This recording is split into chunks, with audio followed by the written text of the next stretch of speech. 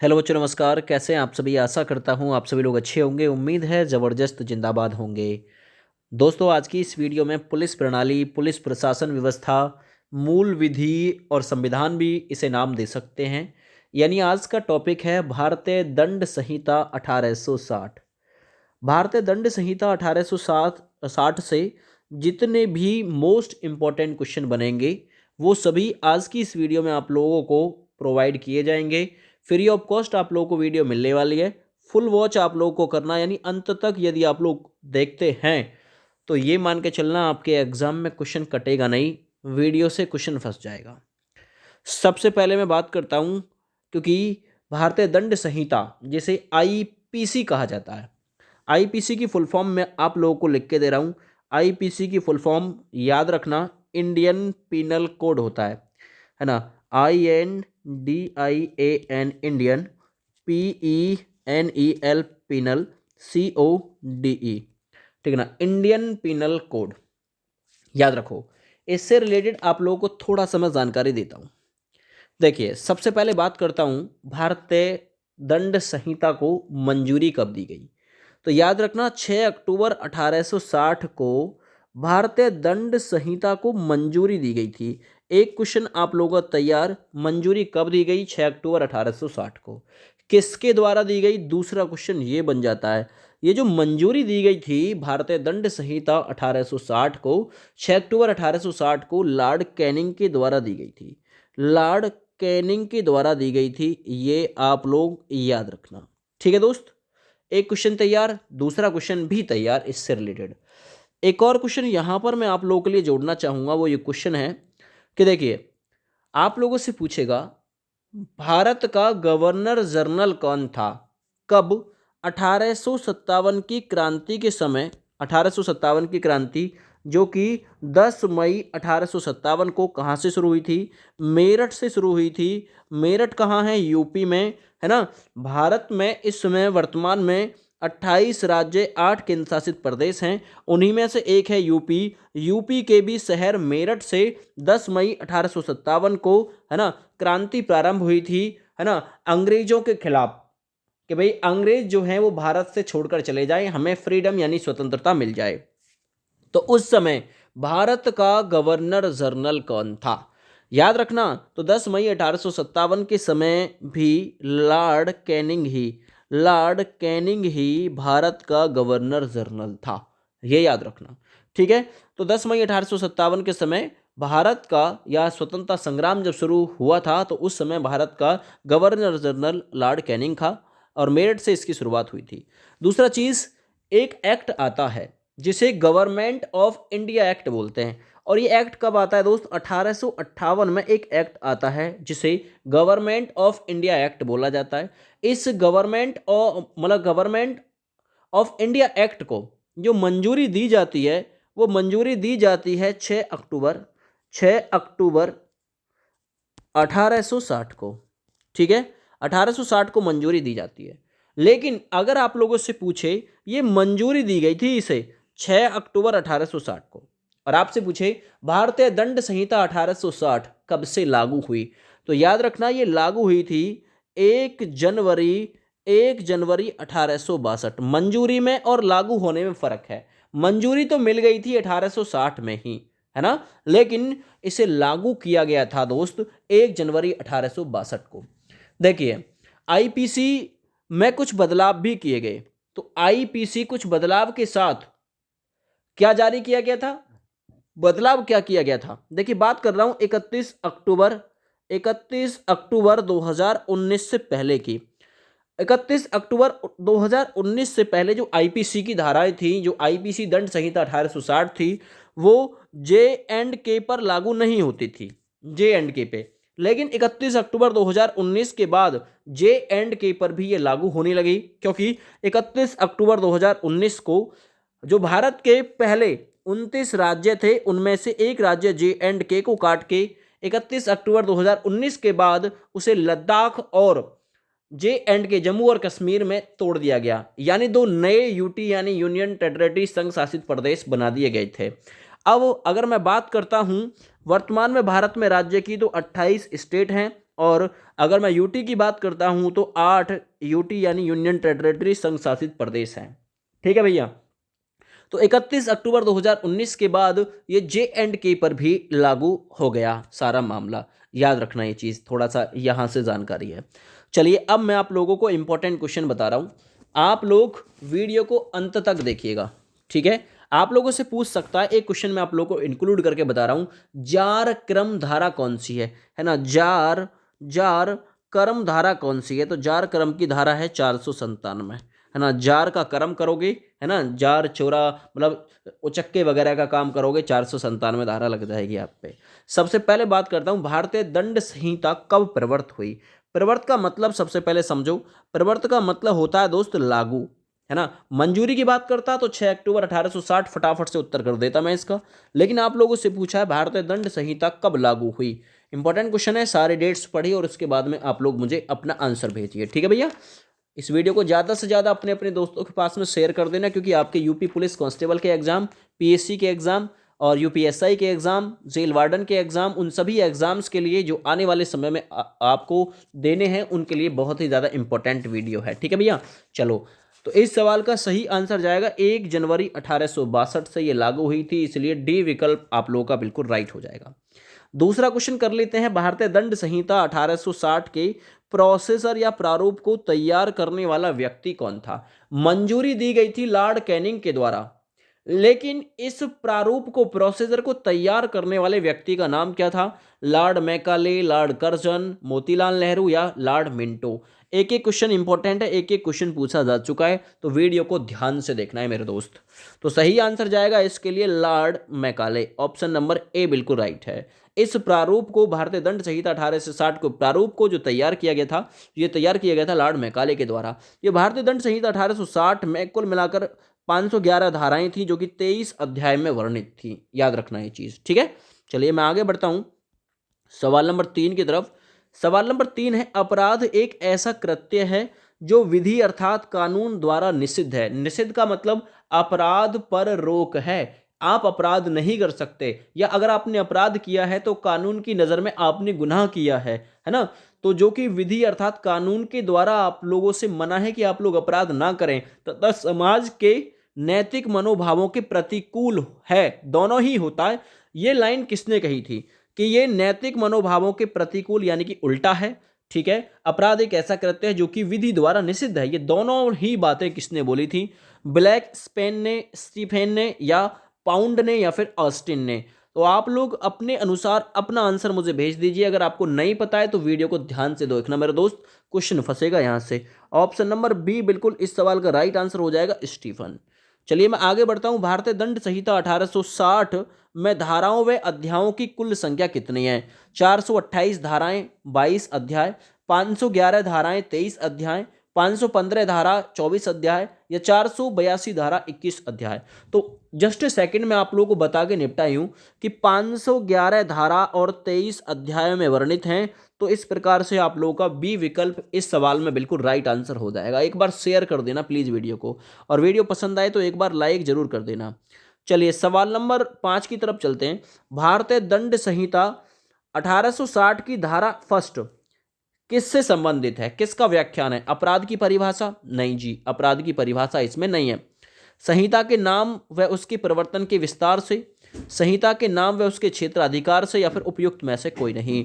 तो भारतीय दंड संहिता 1860 की धारा फर्स्ट का जो संबंध है वो संहिता के नाम और उसके प्रवर्तन के विस्तार से संबंधित है। इस प्रकार आपका आंसर बी विकल्प होना चाहिए था। ठीक है, आगे बढ़ता हूं। भारतीय दंड संहिता में स्त्री शब्द से तात्पर्य क्या है, या स्त्री शब्द से तात्पर्य उस मानव नारी से है जिसकी आयु कितनी होनी चाहिए। देखिए आप लोग खूब अच्छे से समझदार हैं, आप लोगों को पता होगा भारत में किसी भी लेडीज का जन्म होता है, चाहे वो है ना 1 दिन की हो, चाहे वो 20 दिन की हो, चाहे वो 20 साल की हो, 100 साल की क्यों ना हो, क्योंकि जन्म लेने के साथ ही हमारे साथ में मेल और फीमेल जुड़ जाता है। तो याद रखना स्त्री शब्द उसके साथ में तभी जुड़ जाएगा जब वो किसी भी आयु की क्यों ना हो, शुरुआत से ही। तो ऑप्शन नंबर डी बिल्कुल आप लोगों का इसका सही आंसर होना चाहिए था। सवाल नंबर 7 की तरफ चलते हैं। भारतीय दंड संहिता में दंगा को किस धारा के अंतर्गत परिभाषित किया गया। दंगा जरा बताइए दंगे को किस धारा में परिभाषित किया गया? 141, 146, 149 या 159? तो याद रखना दंगे को परिभाषित किया गया धारा 159 में। धारा 159 में परिभाषित है दंगा। लेकिन अगर मैं बात करता हूं दंगे के लिए दंड, है ना, तो दंगे के लिए दंड की व्याख्या की गई है धारा 160 में, याद रखना, ठीक है ना। दंगे के लिए दंड की व्याख्या है धारा 160। सवाल नंबर 8 देखो, सवाल नंबर 8 है निम्नलिखित में से कौन सा अपूर्ण अपराध है? अपूर्ण का मतलब अधूरा अपराध कौन सा है? लोक न्यूसेंस? नहीं, ये नहीं है। आपराधिक प्रयत्न, विधि विरुद्ध जमाव या फिर बलवा? तो अपूर्ण अपराध कौन सा है?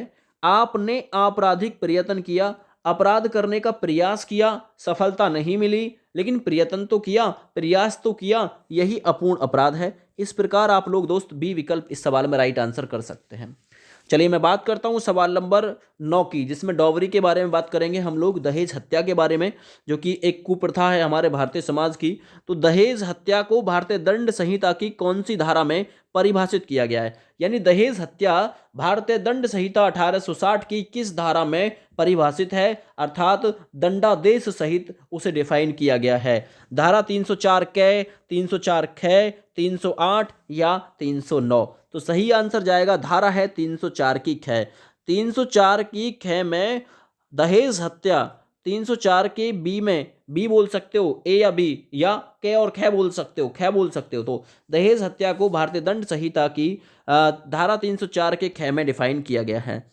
आगे बात करते हैं सवाल नंबर 10 की। सवाल नंबर 10 इंपॉर्टेंट है। निम्नलिखित में से कौन सा भारतीय दंड संहिता की धारा 34 का एक आवश्यक तत्व नहीं है? कोई आपराधिक कृत्य किया जाना, ये तो है।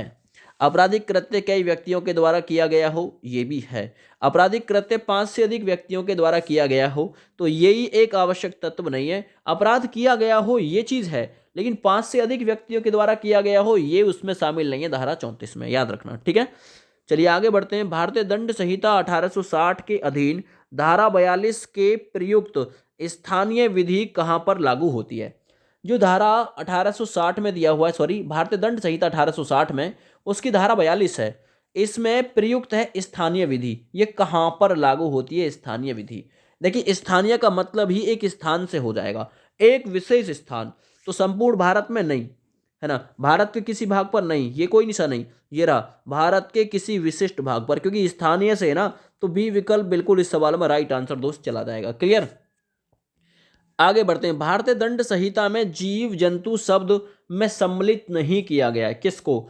तो भारतीय दंड संहिता में जीव जंतु शब्द में सम्मिलित नहीं किया गया है हाथी को, मानव को, मोर को या फिर सर्प को। तो याद रखना, देखिए जीव जंतु में हाथी भी आता है, मोर भी आता है, सर्प भी आता है, लेकिन मानव नहीं आता।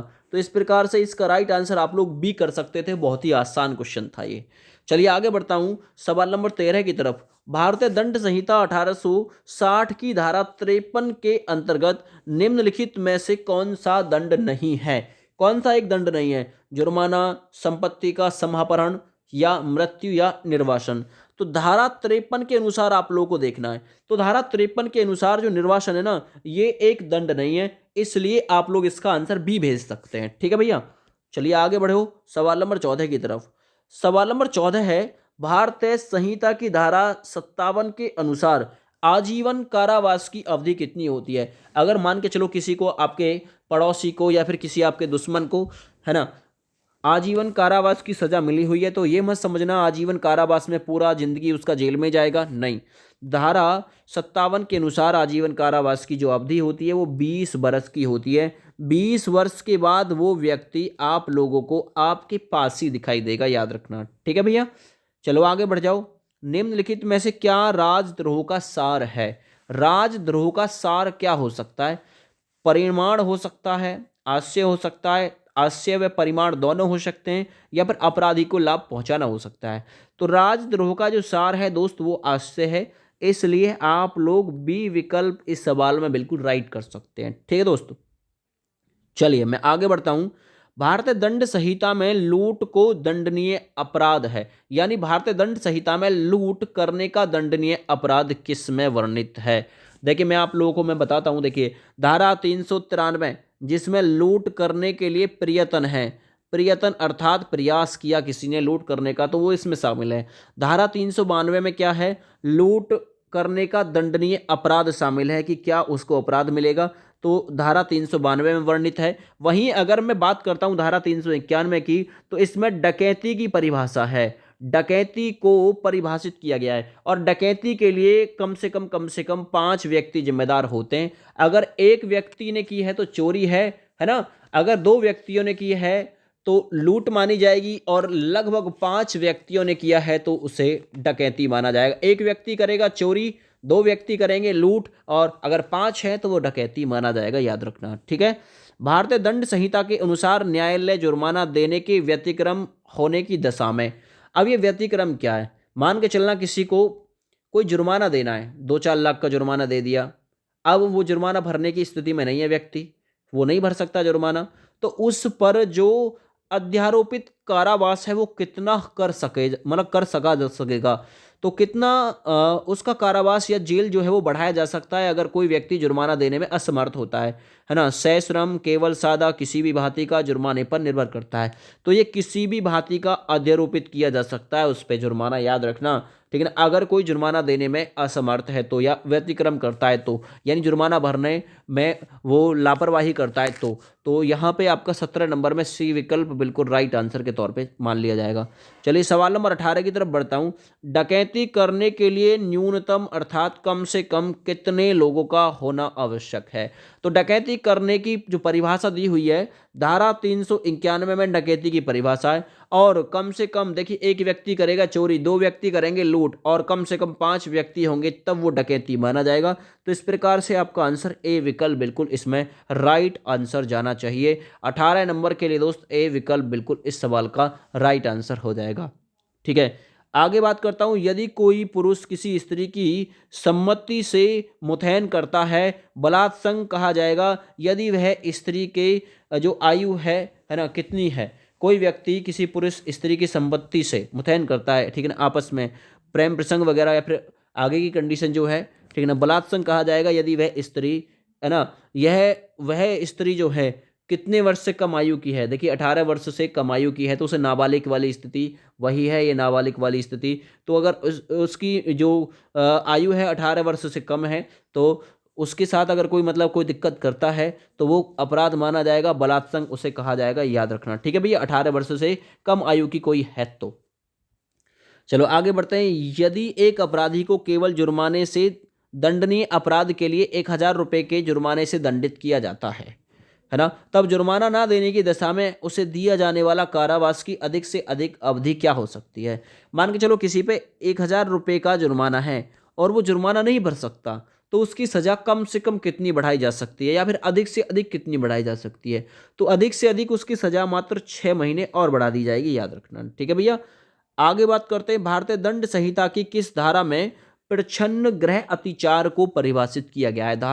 धारा 441, धारा 443, 442 या 445। भारतीय दंड संहिता की किस धारा में प्रच्छन्न गृह अतिचार को डिफाइन किया गया है। धारा 442, ऑप्शन नंबर सी बिल्कुल राइट हो जाएगा दोस्त। सवाल नंबर 22 की तरफ बढ़ता हूं। भारतीय दंड संहिता के अंतर्गत निम्नलिखित में से कौन सी धारा एकांत परिरोध का प्रावधान करती है।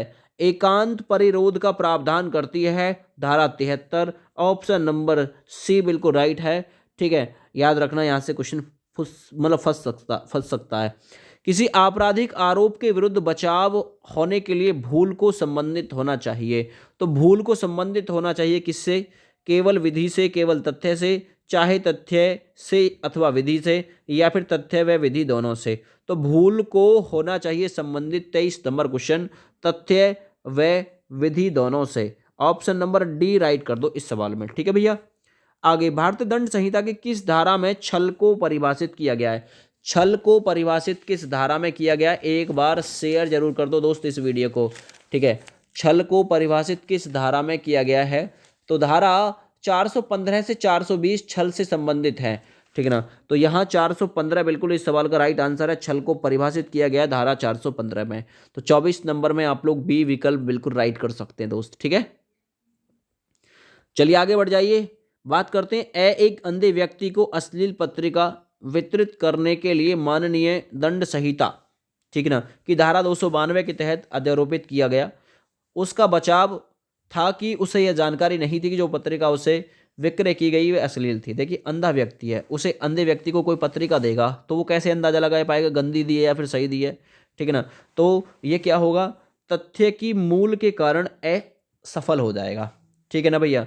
तो ये अपने बचाव में सफल हो जाएगा, अपना बचाव कर सकता है जब उसे पता ही नहीं है 292 की धारा के तहत, है ना, कोई अश्लील या गंदी पत्रिका उसे दी गई तो बचाव कर जाएगा ये, क्योंकि उसे पता ही नहीं था, क्योंकि वो अंधा व्यक्ति था। आगे बढ़ते हैं। एक पुरुष शिक्षक ने परीक्षा में तलाशी के दौरान एक लड़की को लड़का समझकर पैंट की जेब में हाथ डाल दिया। शिक्षक ने दंड संहिता की किस धारा के अंतर्गत अपराध किया। देखिए अगर शिक्षक ने भूलवश उसकी जेब में हाथ डाला है तो कोई अपराध किया ही नहीं है, याद रखना, क्योंकि उसने भूल की है, शिक्षक से भूल हुई है। लड़का, अगर वो लड़की है और उसने पैंट पहनी हुई है और भूल से शिक्षक उसकी जेब में हाथ डाल दे रहा है तो भी कोई अपराध उसने नहीं किया है। भारतीय दंड संहिता में कौन सी धारा को लोक न्यूसेंस में परिभाषित किया गया है, या लोक न्यूसेंस को किस धारा में परिभाषित किया गया है, 268, 269, 83 या 89। तो 27 नंबर क्वेश्चन जिसके लिए आपका आंसर जाएगा धारा 268। धारा 268 में लोक न्यूसेंस को डिफाइन किया गया है। आगे बढ़ते हैं। अपने जीवन को सुरक्षित रखना सामान्यतः एक कर्तव्य है, परंतु इसको दूसरों के लिए बलिदान कर देना भी एक परम कर्तव्य है। यह टिप्पणी क्यून बनाम डडले एंड स्टीफन के बाद किसके द्वारा की गई थी। सवाल नंबर 28 इंपॉर्टेंट क्वेश्चन कर लेना। ये सही आंसर सवाल नंबर 28 के लिए जाएगा option number C, Lord Coleridge के द्वारा की गई थी। आगे बढ़ते हैं। यह कब कहा जाता है कि एक व्यक्ति किसी बात का दुष्प्रेरण कर रहा है। दुष्प्रेरण का मतलब एक व्यक्ति, है ना, यह कब कहा जाता है कि एक व्यक्ति किसी बात का दुरुपयोग कर रहा है या किसी को उकसा रहा है ना। या दुष्प्रेरण का मतलब होता है दुष्प्रचार कर रहा है। जब वो किसी व्यक्ति को उकसाता है तो बिल्कुल करता है, अन्य व्यक्तियों के साथ षड्यंत्र में तो भी दुष्प्रेरणा है ना। किसी कार्य या अवैध लोप द्वारा संशय सहायता करता है तो भी है, यानी उपरोक्त सभी मामलों में ऑप्शन नंबर डी राइट है। आगे बढ़िए। भारतीय दंड संहिता की किस धारा के अंतर्गत एक शिशु को अपराध करने में सक्षम समझ लिया जाता है। देखिए अगर कोई व्यक्ति 7 वर्ष से कम आयु का है और उससे कोई आपराधिक कृत्य हो जाता है तो वो अपराध की श्रेणी में नहीं आता, लेकिन अगर वो 7 वर्ष से ऊपर है तो याद रखना अपराध करने में उसे सक्षम समझ लिया जाता है। तो सही आंसर आपका बी विकल्प बिल्कुल दोस्त इसमें राइट गया। धारा 82 ये बखान करती है, धारा 83 भी इसी से संबंधित है। निम्नलिखित में से लोक सेवक नहीं है, लिक्विडेटर, न्यायाधीश, सचिव कोऑपरेटिव सोसाइटी या ग्राम सेवक। तो सही आंसर जाएगा सचिव कोऑपरेटिव सोसाइटी, ये एक लोक सेवक नहीं है। आगे बात करता हूं भारतीय दंड संहिता की किस धारा के अंतर्गत विकृत, है ना, विकृत चित्त अर्थात जैसे कि पागल वगैरह बोल दो, या फिर जो उसका चित्त ध्यान जो है उसका विकृत है, अलग है, व्यक्ति के कार्य को अपराध नहीं माना जाता। विकृचित जो होता है जैसे कि कोई पागल दिवालिया हो, ऐसा कोई विकृचित व्यक्ति है तो उसके अपराध को अपराध नहीं माना जाएगा। सवाल नंबर 32 किस धारा में यह बखान किया गया है, धारा 84 में यह बोला गया, याद रखना। आगे बढ़ते हैं। भारतीय दंड संहिता की धारा 84 के अधीन विकृचित से संबंधित निम्नलिखित में से कौन सा वाद है। तो कौन सा वाद संबंधित है, आर बनाम अर्नाल्ड, आर बनाम व्हाइट, आर बनाम वाकर या आर बनाम व्हीट। तो सही आंसर है आर बनाम अर्नाल्ड, ये धारा 84 के अधीन विकृचित्र से संबंधित वाद है, याद रखना। आगे बढ़ते नेक्स्ट क्वेश्चन की तरफ। अगला क्वेश्चन है निम्नलिखित में से नशे पर कौन सा मार्गदर्शक वाद है। मार्गदर्शक नशे से संबंधित कौन से वाद में दिया हुआ है, तो याद रखना वो संबंधित है डायरेक्टर ऑफ पब्लिक प्रोसिक्यूशन बनाम बियर्ड, ऑप्शन नंबर बी विकल्प बिल्कुल राइट है दोस्त। आगे बात करता हूं निम्नलिखित में से कौन सा कार्य ऐसा है जिसे भारतीय दंड संहिता के अधीन आपराधिक दायित्व से मुक्ति प्राप्त नहीं है। तो आपराधिक दायित्व से मुक्ति प्राप्त नहीं है, वो है स्वेच्छा से शराब पिए हुए मत व्यक्ति का कार्य, है ना। अगर आपने स्वेच्छा स्वयं की इच्छा से शराब पी हुई है तो ये आपराधिक दायित्व से मुक्ति प्राप्त अपराध आपका नहीं है, याद रखना, ये दंड संहिता की धारा में भी बोला गया है।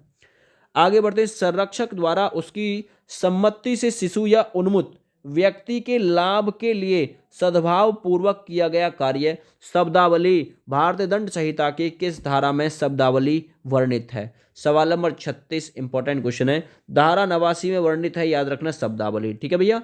आगे, एक विद्यालय का अध्यापक है, अनुशासन लागू करने के प्रयोजन से एक विद्यार्थी जिसकी आयु लगभग 11 वर्ष थी को मामूली सी सजा देता है अनुशासन लागू करने के प्रयत्न से, तो उसने क्या मतलब उसका क्या हो सकता है? भारतीय दंड संहिता की धारा 89 के अधीन बचाव कर सकता है, साधारण अपहतिकारित करने का दोषी है, आपराधिक बल का प्रयोग का दोषी है, या फिर भारतीय दंड संहिता की धारा 88 के अधीन बचाव का दावा कर सकता है। तो ए विकल्प बिल्कुल राइट है। भारतीय दंड संहिता की धारा 89 के अधीन बचाव का दावा कर सकता है अगर कोई अनुशासन से संबंधित है और जिसकी आयु लगभग 11 वर्ष है विद्यार्थी की और उसको मामूली सी सजा दी है, तो फिर अपना जो टीचर है वो बचाव कर सकता है धारा 89 के अनुसार, याद रखना। तो आज की वीडियो को आप लोग दोस्तों के पास में शेयर कर देना ज़्यादा से ज़्यादा, ज़्यादा से ज़्यादा, ठीक है ना। चलिए, थैंक यू, बाय बाय, जय हिंद। इसी प्रकार से मैं आप लोगों की प्रैक्टिस आगे भी कराता रहूँगा। जय हिंद।